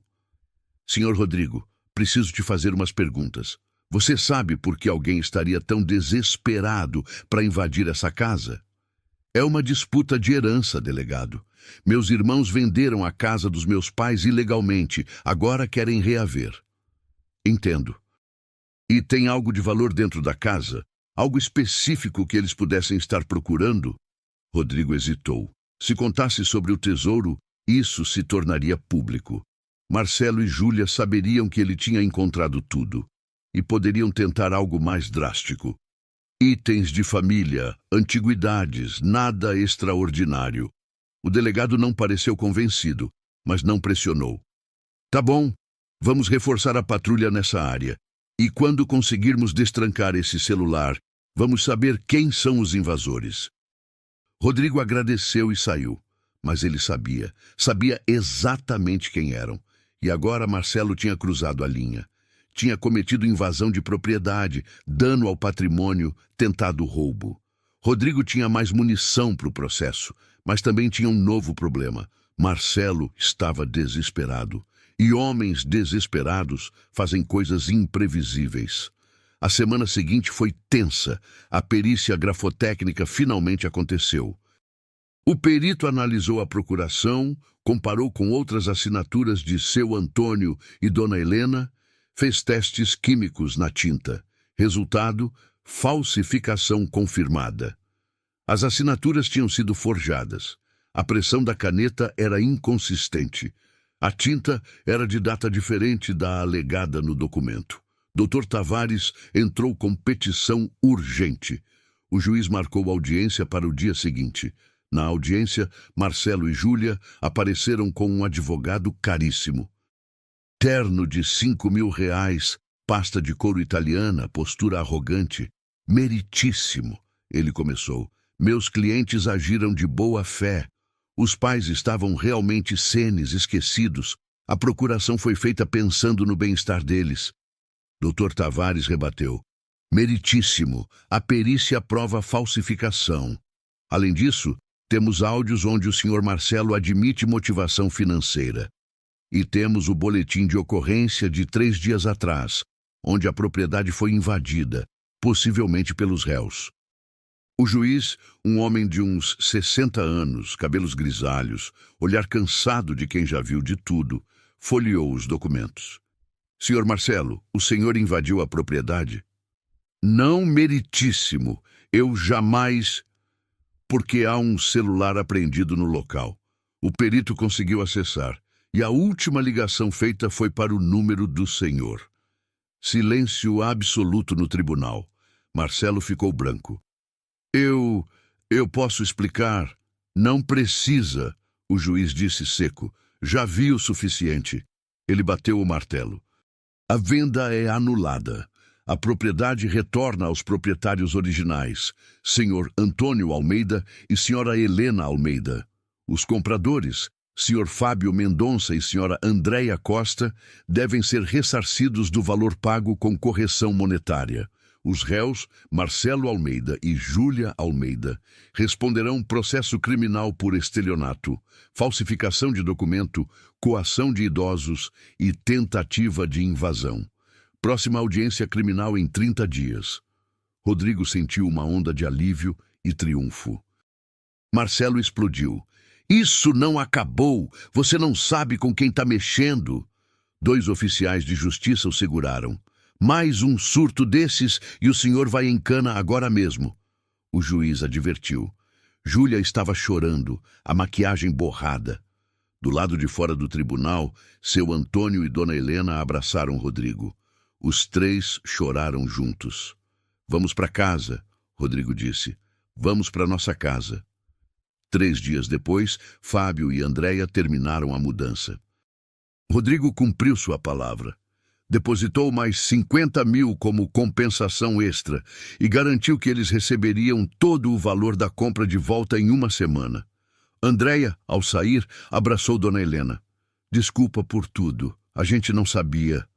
Eu sei, filha, vocês não têm culpa de nada.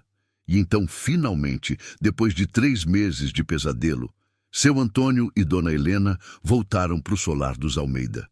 A casa estava vazia. Rodrigo ia providenciar móveis novos, mas estava deles. Seu Antônio caminhou até a sala principal, tocou a parede, as janelas, a lareira. Lágrimas escorriam pelo rosto enrugado. Eu achei que ia morrer sem voltar aqui. Dona Helena estava na cozinha, olhando para o jardim pela janela. Olha as roseiras, Antônio. Tão abandonadas, vou ter tanto trabalho. Mas ela estava sorrindo. Rodrigo observou seus pais redescobrirem cada cômodo, cada lembrança. E ele sabia que tinha feito a coisa certa. Mas o trabalho não estava terminado. Ainda tinha o tesouro para revelar. E Marcelo, mesmo respondendo o processo, ainda era uma ameaça. Naquela noite, os 3 se sentaram na sala vazia, num cobertor no chão, comendo pizza delivery. Filho, seu Antônio disse, o que você vai fazer com tudo que achou? Vou te mostrar. Rodrigo puxou documentos de uma pasta. Eu já liguei para o banco. Todas as barras de ouro vão ser vendidas legalmente. As joias imperiais vão ser avaliadas oficialmente e parte vai ser doada para o Museu Imperial aqui em Petrópolis. Parte a gente fica. As escrituras das fazendas estão sendo validadas com um advogado especializado em propriedade rural. E quanto tudo dá? 14.600.000 reais. Confirmado. Dona Helena tampou a boca com a mão. Mas não vamos ficar com tudo. Rodrigo continuou. Aqui está o plano. Ele abriu o laptop, mostrou um documento. 3 milhões vão para vocês 2.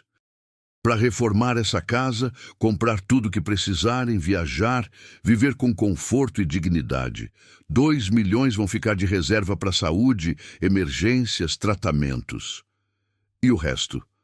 9 milhões vão fundar uma instituição, o Instituto Almeida. Vai ser um centro de proteção a idosos.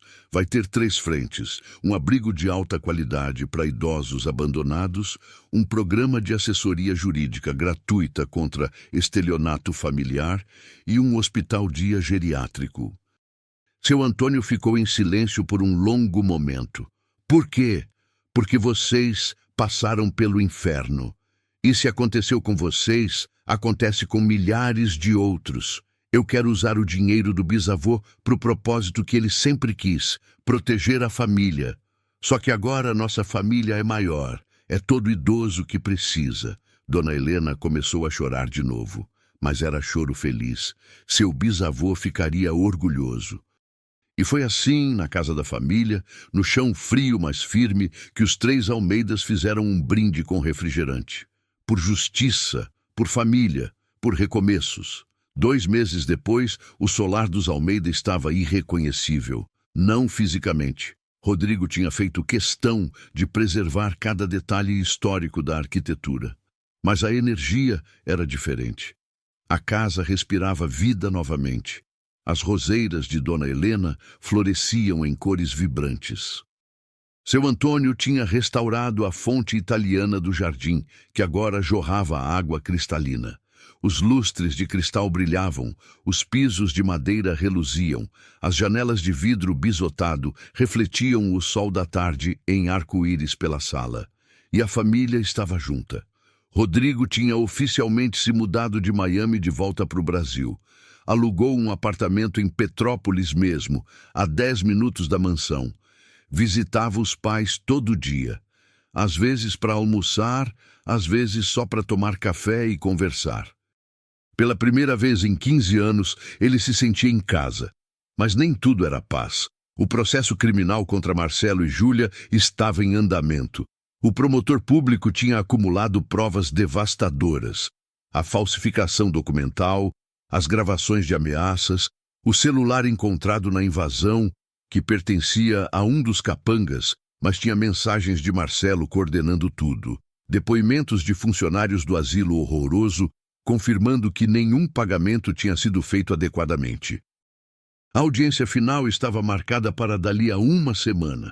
Dr. Tavares ligou numa manhã de terça-feira, preocupado. Rodrigo, o advogado deles está tentando um acordo.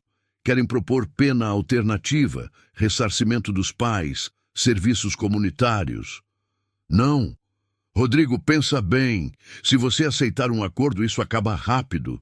Se forçar o julgamento completo, pode demorar anos em recursos. Não quero acordo. Quero que paguem pelo que fizeram, com prisão. Entendo sua raiva, mas, doutor, eles trancaram meus pais num asilo imundo. Roubaram a casa da família, ameaçaram, intimidaram, invadiram. Não é só sobre dinheiro, é sobre justiça. Se a gente fizer acordo, eles vão aprender o quê? Que podem fazer o que quiserem e sair impunes pagando uma multa? Houve um silêncio pensativo do outro lado. Você tem razão. Vamos até o fim, então. Até o fim. A preparação para o Instituto Almeida estava a todo vapor. Rodrigo tinha comprado um terreno enorme em Petrópolis, próximo ao centro histórico, 5.000 metros quadrados. Ali seria construída a sede da instituição. Os projetos arquitetônicos já estavam prontos. Um prédio de 3 andares, com capacidade para abrigar 50 idosos em quartos individuais, uma clínica médica completa, salas de fisioterapia, biblioteca, horta comunitária e um setor jurídico com 10 advogados trabalhando tempo integral. Dona Helena tinha insistido em participar. Ela se tornou a consultora de experiência vivida.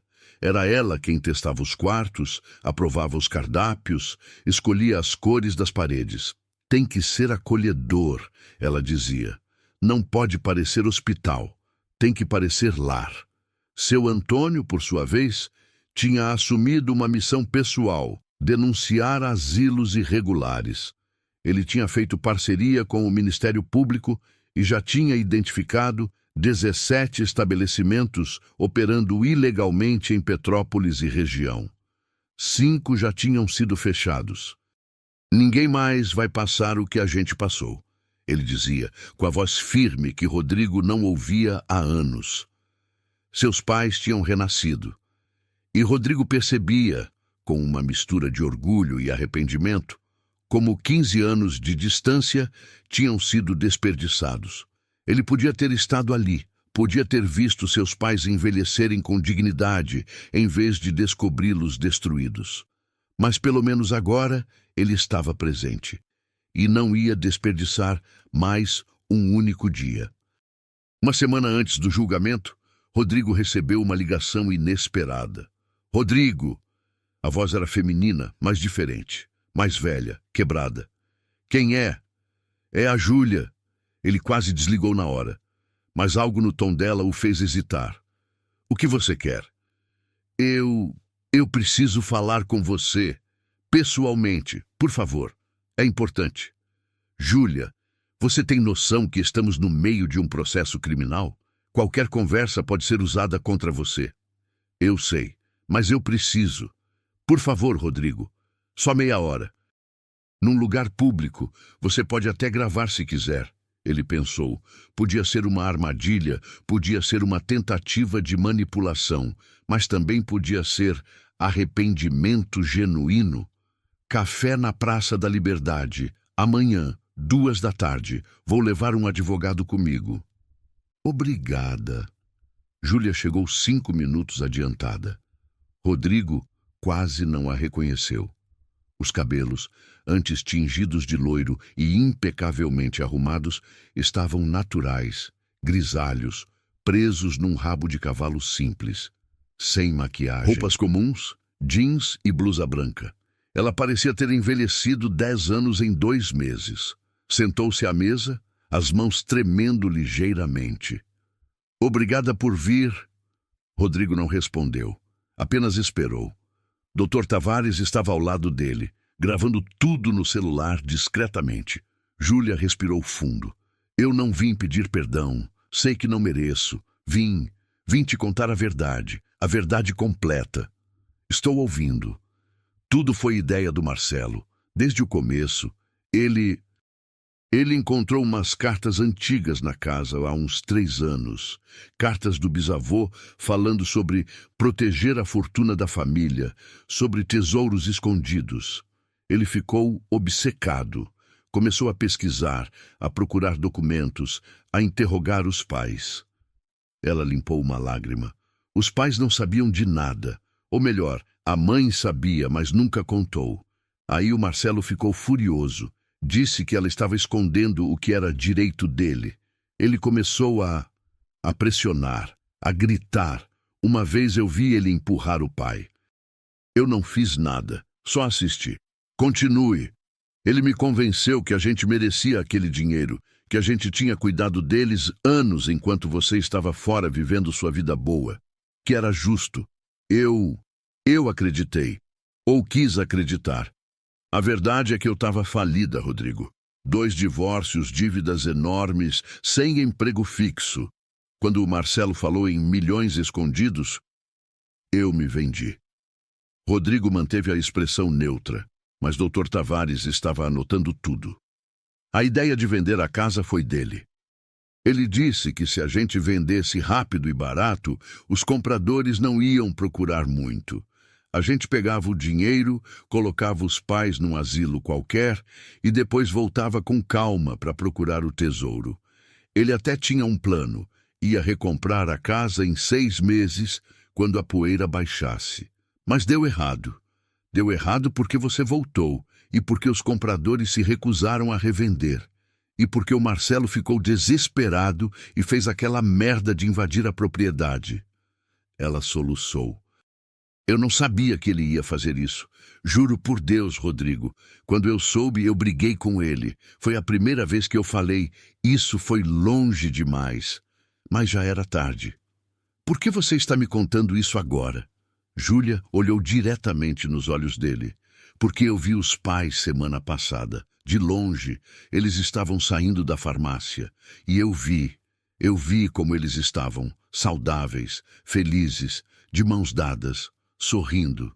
E eu pensei em como eles estavam quando a gente os colocou naquele asilo, magros, apavorados, chorando. Ela cobriu o rosto com as mãos. Eu destruí meus próprios pais por ganância. Eu os traí. E agora, mesmo que eu não seja presa, mesmo que eu pague fiança, eu vou ter que viver com isso pelo resto da vida. Rodrigo deixou o silêncio se estender. Depois perguntou, você quer que eu faça o quê com essa informação? Nada. Só queria que você soubesse que nem tudo foi maldade pura. Foi fraqueza. Foi ganância. Foi inveja. Mas uma parte de mim, uma parte pequena, se arrepende. E o Marcelo? Ele se arrepende? Júlia riu, mas era um riso amargo, sem humor. Marcelo não se arrepende de nada. Ele acha que é vítima, acha que foi injustiçado. Está planejando recorrer de tudo, arrastar isso por anos. Ele me ligou ontem dizendo que ainda vamos conseguir o que é nosso por direito. Vocês não têm direito a nada. Eu sei, mas ele não aceita. Júlia se levantou, pegou a bolsa. Só mais uma coisa. No julgamento, eu vou me declarar culpada. Vou aceitar qualquer pena que o juiz der. Não vou recorrer. Quero pagar e seguir em frente, se é que isso é possível. Rodrigo assentiu levemente. E Júlia, você tem sorte de ter percebido isso agora. Algumas pessoas nunca percebem. Ela saiu do café caminhando devagar, os ombros caídos, uma mulher derrotada. Dr. Tavares desligou o gravador. Isso pode ajudar no processo. Ela basicamente confessou tudo e implicou o Marcelo como mentor. Use como quiser, Rodrigo disse. Mas eu acredito nela. Acho que ela realmente se arrependeu. E isso muda algo? Não muda a justiça que precisa ser feita, mas muda, sei lá, muda o fato de que pelo menos um deles ainda tem um pouco de humanidade. O julgamento aconteceu numa quinta-feira nublada de junho. O Fórum de Petrópolis estava lotado. Casos de estelionato familiar tinham se tornado tão comuns que a mídia local tinha começado a acompanhar, e esse processo em particular tinha virado notícia. Empresário resgata pais de asilo e descobre fortuna imperial. Era a manchete do jornal O Dia. Rodrigo, seu Antônio e Dona Helena entraram juntos no tribunal. Seus pais estavam nervosos, nunca tinham estado num ambiente judicial antes. Vai ficar tudo bem. Rodrigo segurou a mão da mãe. Justiça vai ser feita. Do outro lado, Marcelo entrou com seu advogado caríssimo. Usava terno novo, postura ereta, expressão de quem acha que vai ganhar. Júlia entrou separada, com um advogado dativo. Ela não olhou para ninguém. O juiz entrou. Todos se levantaram. Podem sentar? Vamos começar. O promotor apresentou o caso metodicamente.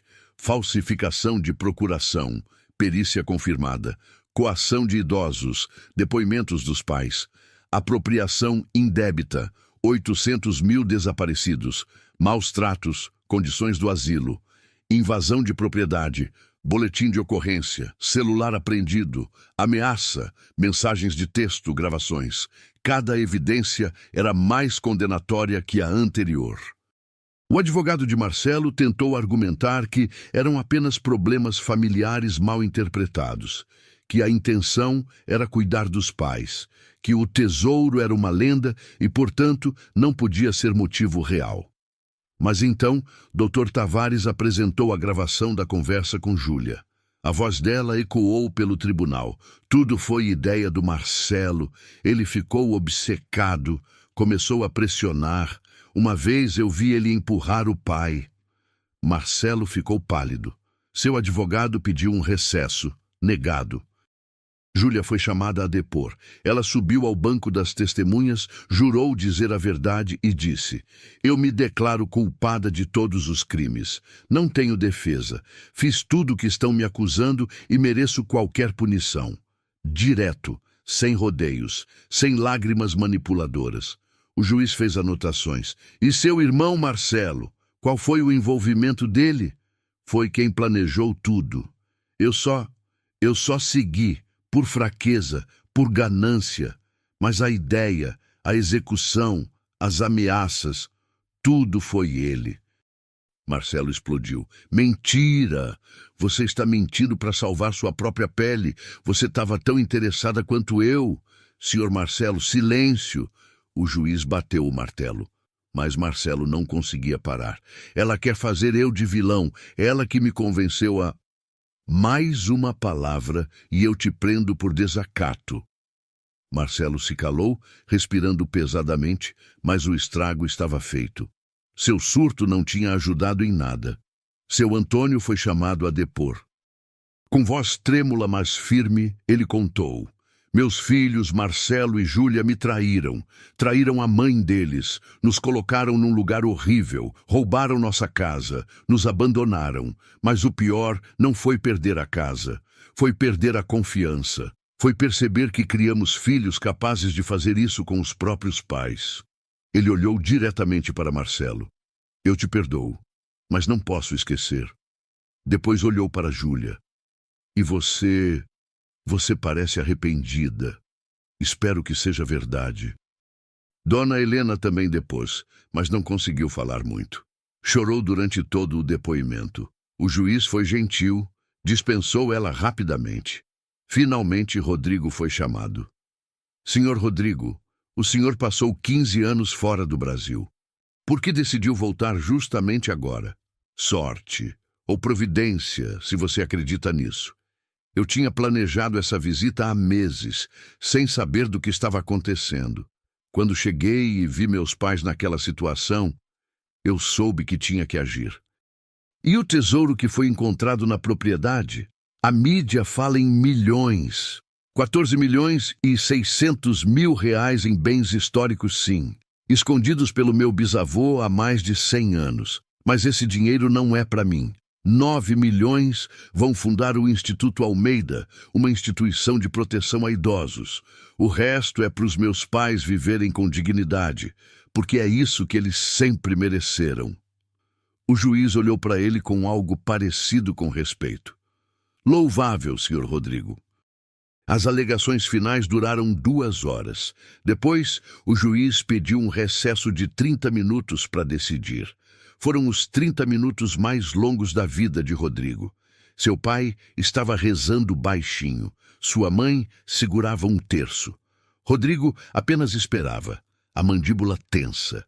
Quando o juiz voltou, todo o tribunal ficou em silêncio. Após analisar todas as provas, todos os depoimentos, todas as evidências, chego à seguinte conclusão. Ele olhou para Júlia. Senhora. Júlia Almeida, a senhora é condenada a 3 anos de reclusão em regime semiaberto, mais 500 horas de serviço comunitário.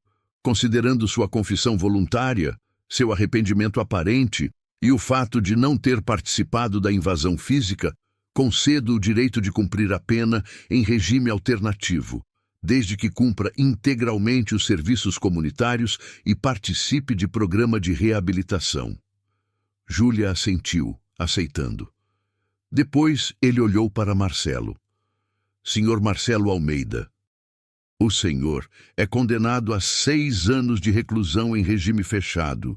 Os crimes cometidos foram premeditados, calculados e executados com frieza. O senhor coagiu idosos indefesos, falsificou documentos, apropriou-se de valores, coordenou uma invasão violenta e em nenhum momento demonstrou arrependimento. Além da pena, deverá ressarcir integralmente todas as vítimas e pagar multa de 100 mil reais. Marcelo ficou de pé, cambaleando. 6 anos? Isso é absurdo. Eu vou recorrer. Vou levar isso ao STF se for preciso. O senhor tem direito a recorrer, sim, mas enquanto isso, cumprirá a pena. Oficiais, levem o condenado. 2 policiais se aproximaram. Marcelo tentou resistir, mas foi algemado. Enquanto era levado, ele gritou: Rodrigo, isso é culpa sua. Você destruiu essa família. O dinheiro devia ser nosso. E então ele sumiu pelos corredores, ainda gritando. Júlia se aproximou de seu Antônio e Dona Helena. Eles ficaram tensos, mas não se afastaram. Pai, mãe, eu sei que não mereço perdão, mas eu vou passar os próximos anos tentando ser uma pessoa melhor. E se um dia vocês conseguirem não esquecer, porque isso é impossível, mas talvez suavizar a dor, eu vou estar aqui. Dona Helena, depois de um longo momento, tocou o rosto da filha. Você ainda é minha filha, e eu ainda oro por você toda noite. Júlia desmoronou, abraçando a mãe e chorando. Rodrigo observou de longe. Não tinha palavras para aquele momento. Do lado de fora do tribunal, jornalistas cercaram a família. Flashes, microfones, perguntas gritadas. Senhor Rodrigo, como se sente com a condenação? Dona Helena vai perdoar seus filhos? O Instituto Almeida já tem data para inaugurar? Dr. Tavares afastou os repórteres, mas Rodrigo pediu licença. Posso falar uma coisa? Os jornalistas se calaram. Justiça foi feita hoje, mas essa não é uma história feliz. É uma história triste sobre o que a ganância faz com as famílias. Meus irmãos não eram monstros, eram pessoas que fizeram escolhas terríveis e agora vão pagar por essas escolhas. Mas eu não quero que essa história acabe aqui. Quero que ela sirva de alerta.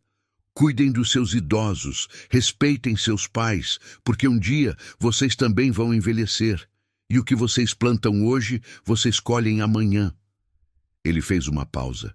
E para quem está pensando em fazer algo parecido com seus pais, pensem 2 vezes. Porque agora tem o Instituto Almeida, e a gente vai lutar por cada idoso vulnerável nesse país. Aplausos. Não era comum aplausos em saída de tribunal, mas aconteceu. 6 meses depois. O Instituto Almeida foi inaugurado numa manhã ensolarada de dezembro. A construção tinha sido finalizada em tempo recorde. Rodrigo tinha pago para acelerar tudo, tinha contratado os melhores profissionais, tinha supervisionado cada detalhe. O resultado era lindo. Um prédio de 3 andares, fachada em estilo colonial para combinar com a arquitetura de Petrópolis. Jardins extensos com bancos e pérgolas, uma capela ecumênica, horta comunitária, biblioteca com milhares de livros e 50 quartos individuais, cada um com banheiro privativo, TV, ar-condicionado, vista para a montanha, nada de beliches, nada de superlotação, dignidade total. A inauguração contou com a presença do prefeito, do governador e até de um ministro de Brasília que tinha ouvido falar do caso. Mas quem cortou a fita foi Dona Helena. Com 70 anos e 3 meses, ela estava radiante. Cabelos brancos impecáveis, vestido azul claro, sorriso largo. Em nome da família Almeida, declaro inaugurado este instituto. Que ele seja refúgio para quem precisa, esperança para quem perdeu e justiça para quem foi esquecido. Aplausos emocionados. Os primeiros 22 idosos já estavam confirmados, todos resgatados de situações de abandono ou asilos irregulares. Todos teriam moradia, alimentação, saúde e advogados de graça. Seu Antônio tinha se tornado o supervisor de qualidade de vida do Instituto. Era ele quem conversava com cada novo residente, garantia que estavam se adaptando, resolvia qualquer problema. Rodrigo tinha contratado 45 funcionários, enfermeiros, médicos, psicólogos, fisioterapeutas, advogados, assistentes sociais, cozinheiros, seguranças. Todos com salários acima do mercado, todos treinados especificamente para cuidar de idosos com respeito e carinho. E os custos mensais, aproximadamente R$280 mil. Rodrigo tinha investido 7 milhões numa carteira de investimentos conservadora, que rendia o suficiente para manter o Instituto funcionando para sempre, sem depender de doações. Mas doações vinham mesmo assim. Quando a história se espalhou, empresários, artistas, gente comum começou a contribuir. Em 6 meses, o Instituto já tinha um fundo adicional de 3 milhões. A gente vai poder expandir, Rodrigo disse para o pai. Quem sabe abrir uma segunda unidade em outro estado. Você transformou a dor em propósito.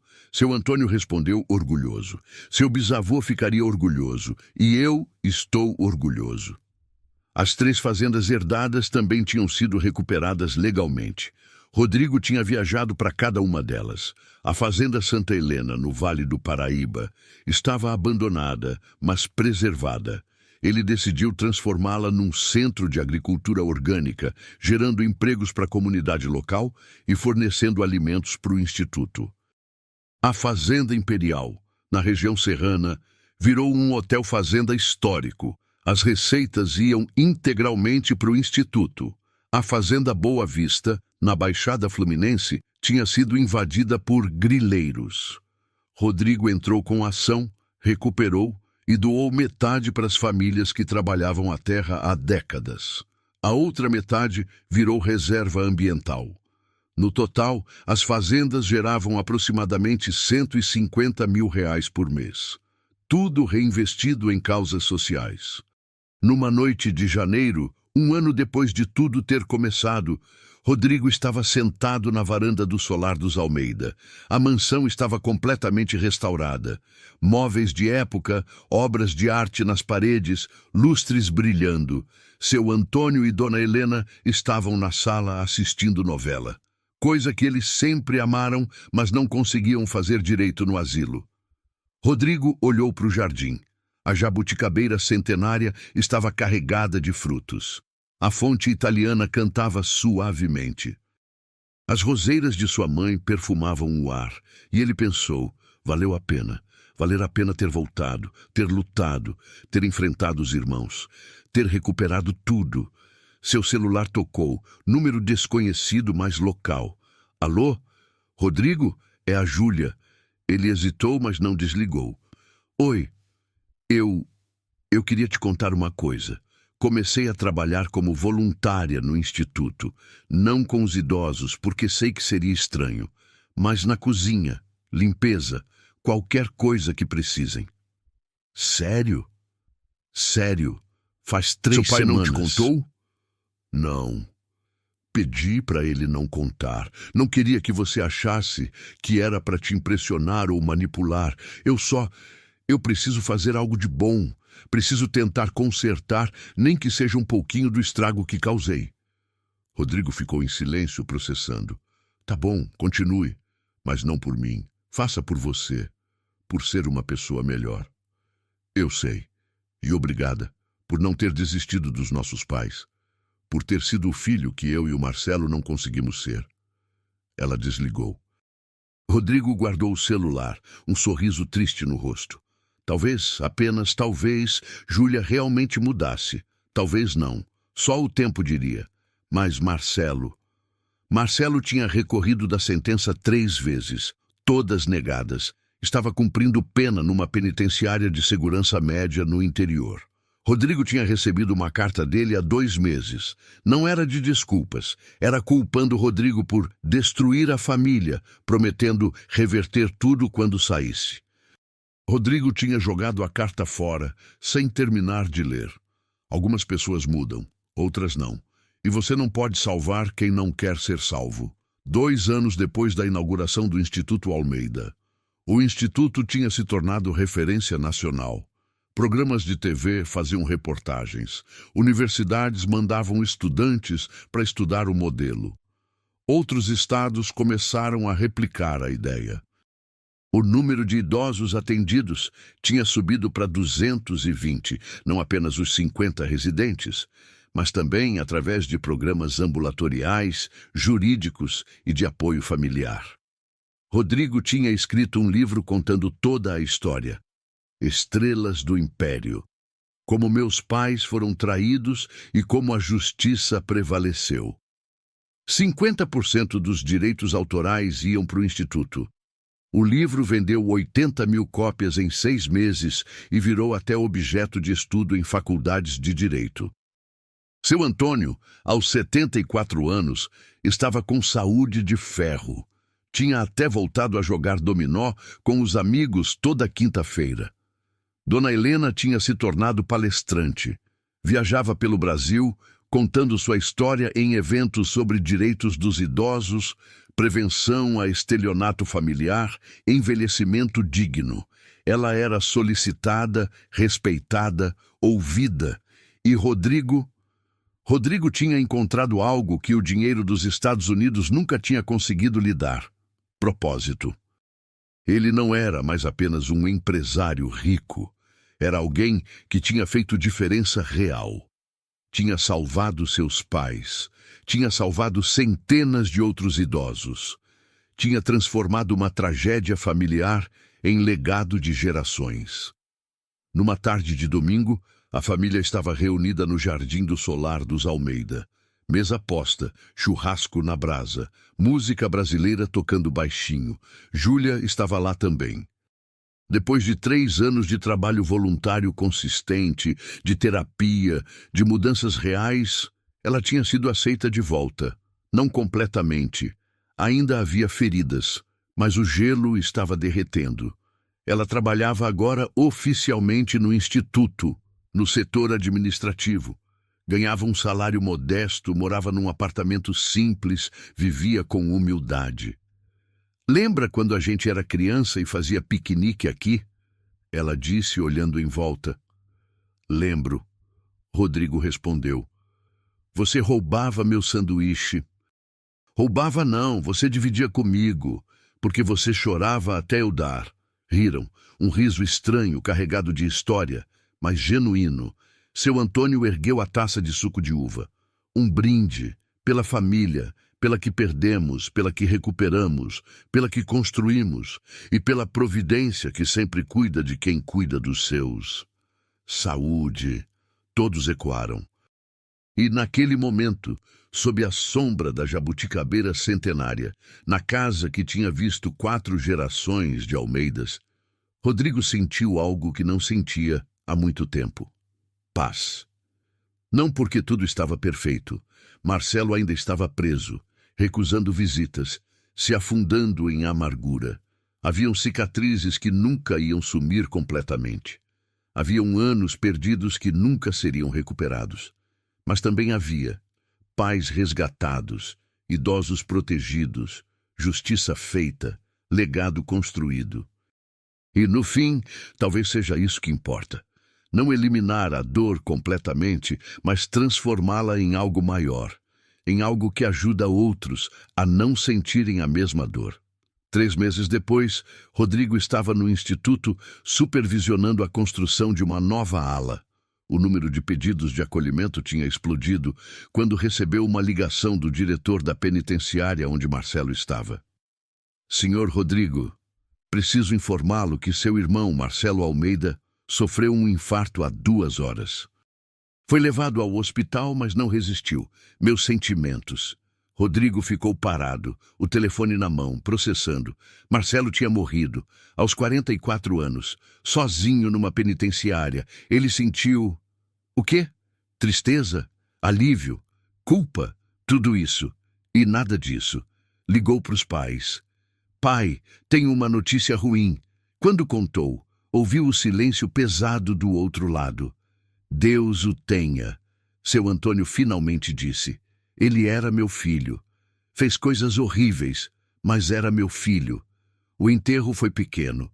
Apenas Rodrigo, seus pais, Júlia e o advogado de Marcelo, que tinha desistido da defesa há 1 ano, mas foi por respeito. Nenhum amigo, nenhum conhecido. Marcelo tinha morrido como tinha vivido os últimos anos, amargurado, sozinho, culpando o mundo. No cemitério, sob garoa fina, Dona Helena colocou flores no túmulo. Eu te perdoo, meu filho. Onde quer que você esteja, espero que encontre paz. Rodrigo não conseguiu dizer nada. Apenas ficou ali, observando a cova sendo fechada, pensando em como as escolhas definem destinos. Júlia chorou.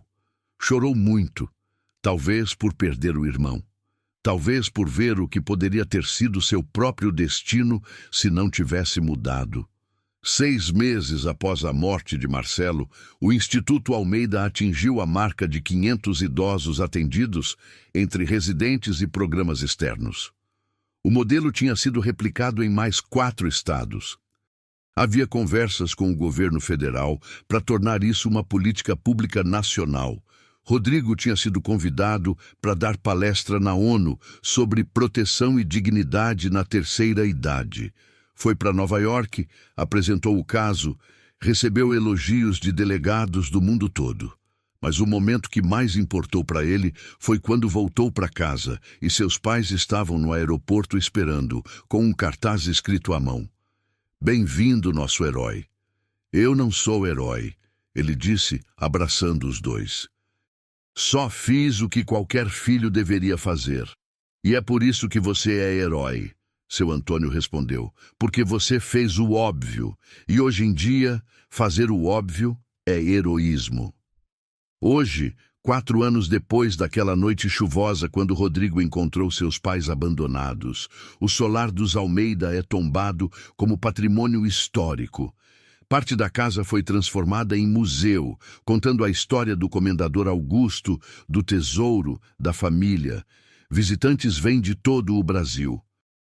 Pagam uma taxa módica que vai para o instituto, fazem tour guiado, conhecem a história. E sempre, sempre, no final do tour, o guia termina dizendo: esta é a história de como a ganância quase destruiu uma família, mas também é a história de como o amor a salvou. É a história de um filho que voltou a tempo e de pais que, mesmo traídos, escolheram o perdão. Lembrem-se disso quando voltarem para suas casas.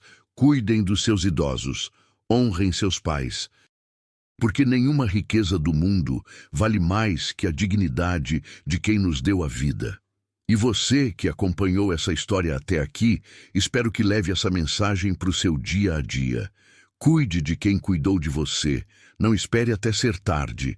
Uma ligação, uma visita, um abraço. Às vezes é tudo que alguém precisa para se sentir amado. Se essa história te tocou, deixa seu like, se inscreve no canal e compartilha com alguém que precisa ouvir isso. E me conta nos comentários, você já parou para agradecer seus pais hoje? Nos vemos na próxima história. Fiquem com Deus e lembrem-se, a verdadeira herança não é o que deixamos, mas como vivemos.